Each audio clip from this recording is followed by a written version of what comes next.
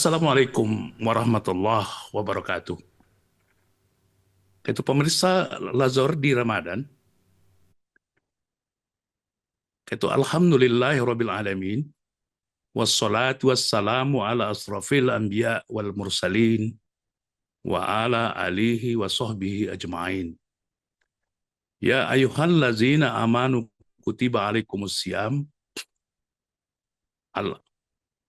al-ayah.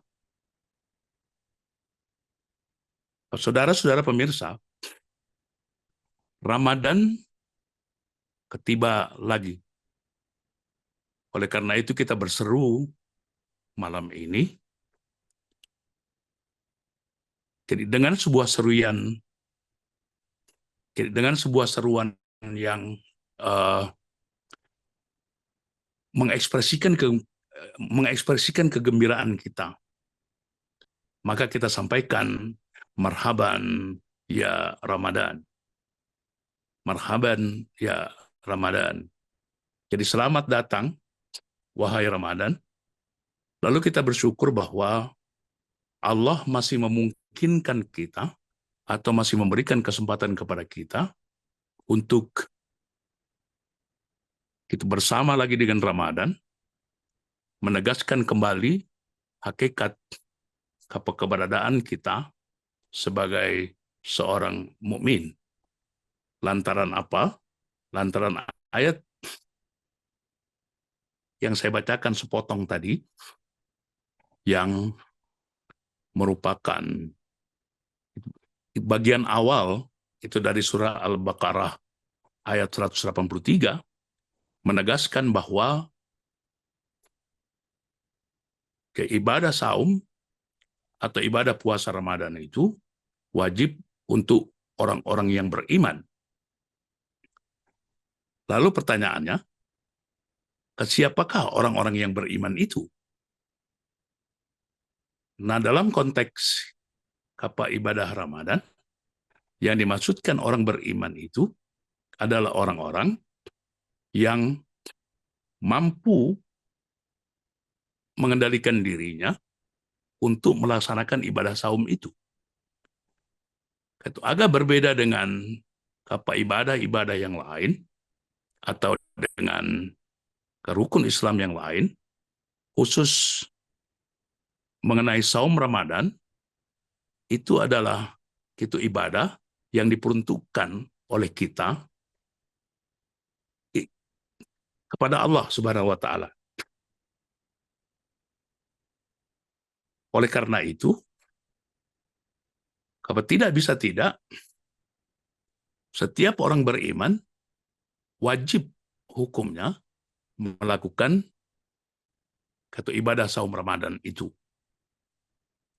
Oleh karena itu, jadi siapa saja yang itu karena sesuatu dan lain hal, jadi baik itu karena sakit atau karena dalam suatu perjalanan yang agak jauh, sehingga kau tidak melakukan itu ibadah saum, jadi di siang hari, jadi pada bulan Ramadan, maka dia berhutang kepada Allah. Oleh karena itu, ada kewajiban untuk dia membayar hutang itu. Nah, jadi selama Ramadan berlangsung, ibadah saum itu mendidik, kemudian melatih diri kita untuk mencapai sesuatu yang merupakan itu kualifikasi nilai manusia. Nah, kualifikasi itulah yang namanya takwa. Oleh karena itu apa? Jadi ibadah saum ini harus juga dipahami oleh kita sebagai satu masa mendidik diri kita untuk selalu meningkatkan itu kualitas hidup kita, itu dari seorang muslim kemudian menjadi seorang mukmin. Mendidik keseimbangan antara jasmani dan rohani kita, mendidik raga sekaligus rasa kita, kemudian mendidik nalar, naluri, kemudian juga nurani kita, kemudian menjaga harmonisasi atau menjaga keseimbangan eh, antara sesuatu yang zahir, kemudian dengan sesuatu yang disebut oleh kita batin. Jadi jiwa raga itu mesti seimbang. Nah, salah satu hal yang paling berat gitu, yang paling berat eh, itu kita hadapi jadi pada proses latihan itu karena lebih dari 11 bulan. Jadi seringkali kita mengabaikan adalah bagaimana mengendalikan hawa nafsu. Oleh karena itu juga dikatakan bahwa apa ibadah saum Ramadan itu adalah momentum untuk melakukan sesuatu yang sangat luar biasa yang kemudian disebut secara umum atau sudah kita kenali secara umum itu sebagai apa jihad melawan nafsu. Jadi jihad melawan diri kita sendiri. Nah, di dalam diri manusia itu jadi terdapat jadi macam-macam nafsu di dalam kehidupan kita sehari-hari. Jadi mulai dari nafsu yang namanya spirit itu positif, ya. Kemudian jadi nafsu atau hawa nafsu juga yang ujung-ujungnya atau muaranya itu adalah satu keburukan. Jadi ada nafsu lawamah, yang negatif, kemudian ada nafsu mutmainah, yang positif. Nah, ada beberapa cara yang bisa kita latihkan jadi selama bulan Ramadan ini untuk mengendalikan hawa nafsu itu. Jadi yang pertama itu adalah mulai melatih ke diri kita itu mengatakan bahwa kita bukan siapa-siapa. Sehingga apa? Jadi kita selalu teringat, jadi sebagai manusia, apa kita itu adalah makhluk yang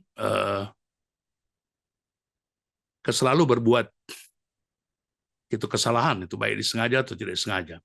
Oleh karena itu apa? Wajib bagi kita melatih diri selama bulan puasa ini di dalam melaksanakan ibadah saum ini. Jadi melatih diri kita ini untuk membuka ruang yang namanya ruang maaf dan kemaafan. Kalau bisa, jadi kita meminta maaf lebih baik, lebih awal kepada orang lain, ketimbang itu kita menunggu orang lain meminta maaf kepada kita. Nah, kemudian yang kedua adalah mengendalikan nalar, naluri, kemudian nurani, kepada rasa kita. Jadi ego kita, emosi kita, sehingga kita terhindar dari macam-macam gangguan yang akan menyeret kita menjadi hamba nafsu. Nah, oleh karena itu, saya menganjurkan itu para pemirsa Lazuar di Ramadan. Jadi ada doa yang mungkin kita hafal itu dari masa kanak-kanak kita. Walaupun banyak juga jadi orang-orang tua yang lupa. Jadi doa itu bunyinya seperti ini. Jadi Allahumma ba'id baini wa baina khotoyaya. Itu kama ba'ata bainal masyriqi wal maghrib. Allahumma nakini min khotoyaya. Itu kama yunaqas saubul abyadu minad danas. Allahumma ksilni min khotoyaya. Itu bil ma'i was salji wal barat. Yang artinya adalah, ya Allah, jauhkanlah hamba itu dari kesalahan-kesalahan hamba, sebagaimana Engkau menjauhkan timur dengan barat.